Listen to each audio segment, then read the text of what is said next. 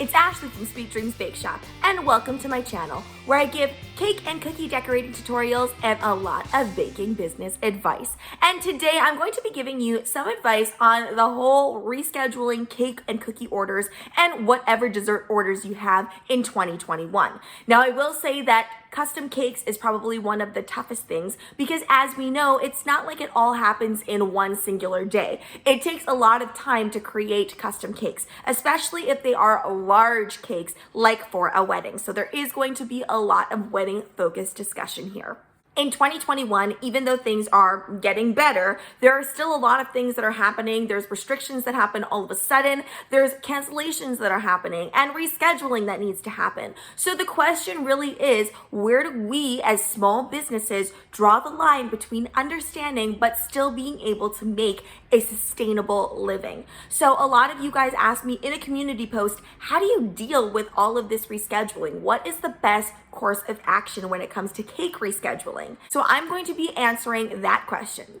So let's get into it. So I think that there does need to be some sort of different action taking than you normally would at your bakery. So the first thing is you really want to make sure that you put rescheduling stipulations in. If I were in situations like all of you bakers, I would definitely say that at least 1 week's notice must be given if there is going to be some sort of cancellation of some sort, cancellation or rescheduling. The next thing is I would make sure that I got a 50% non-refundable deposit. So no matter what, that's not refundable. No matter what happens in your life, that's not refundable. Now, for that 50% deposit, because we do want to be understanding, it's not like they take that and then they throw it away. It's use it towards another cake order or maybe something that you already carry at your shop. Reason being is you want to make sure that first and foremost, all of these reschedulings aren't costing you money. And like I've said so many times, and I know this is cliche, but time is money. So you want to make sure that you put some sort of time stipulation on this as well. You have to use up your 50% deposit within X amount of time. Reason being is because if you've already accumulated that money and then you are getting really busy with other cake and cookie orders coming through, but you can't take on those cake orders that are really going to make you money because you're still waiting on that other person to decide what they're going to do. So I feel like just giving that really finite time is going to help you so that you can make sure your schedule is free enough to actually make orders that are going to be picked up on time and are needed for that event. If you had different stipulations before, 2020's little surprise, then I think that it's really important to know when to go back to those stipulations. Once restrictions begin to lift, I feel like I would start going back to whatever my regular stipulations were prior to all of this. And this is where it gets a little bit tricky. But if I'm being honest and I'm being real, we all know what to kind of expect from our individual governments about what is going to happen in regards to restrictions.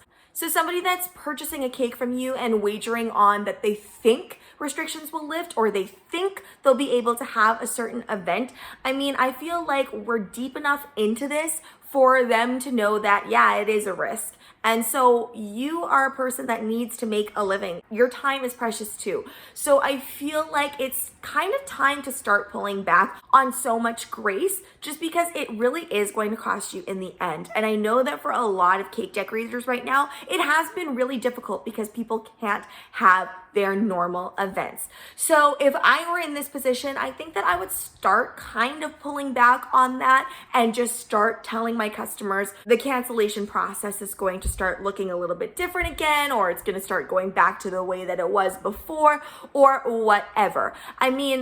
The reason I say this is not because I want to be less understanding of customers' needs, because I do think that is important, and I do think that we do need to be understanding of that, especially if you want to be a company that people want to go to. But I also feel like sometimes people might be taking advantage of these new stipulations and they don't really see it in the way that we do. Like they just see it as, oh, well, that's the policy, so I'm just going to do this so that it's easier for me, or so that I at least have a cake spot here, or whatever, especially if you're very, very exclusive and people really, really want your work. Whereas for us, it's you're taking up that spot, which could be somebody else's spot that actually legitimately wants that cake for that time, regardless of what happens in the world.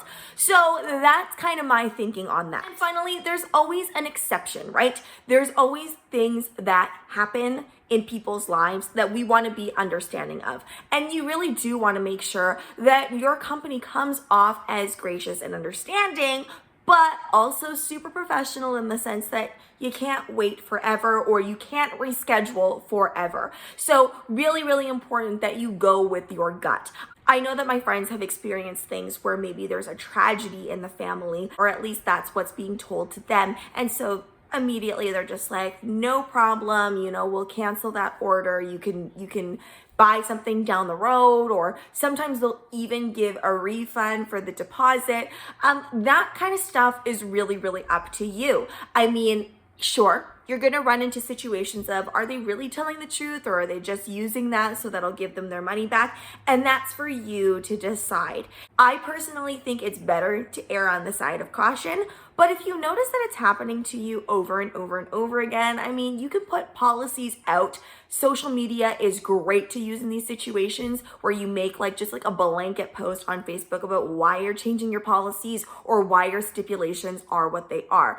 People, even though they might not engage with the content, they are reading things and they are looking at things. So I just think that personally, I would err on the side of caution. However, if it kept happening, I would start putting out some policies to protect me. So I hope that helps you guys deal with all of the stuff that's still continuing to go on right now, but I do feel like things are getting a little bit better. So here's to 2022 just being a normal caking year with wonderful cakes and weddings and gatherings and celebrations. Thanks so much for watching, guys. Don't forget to like, share, and subscribe so you can be part of the Speedy fam. Right now, I'm uploading weekly, so make sure you hit that notification bell so you know when I upload. Also, be sure to comment, request, or ask a question. I love hearing from you guys. Bye!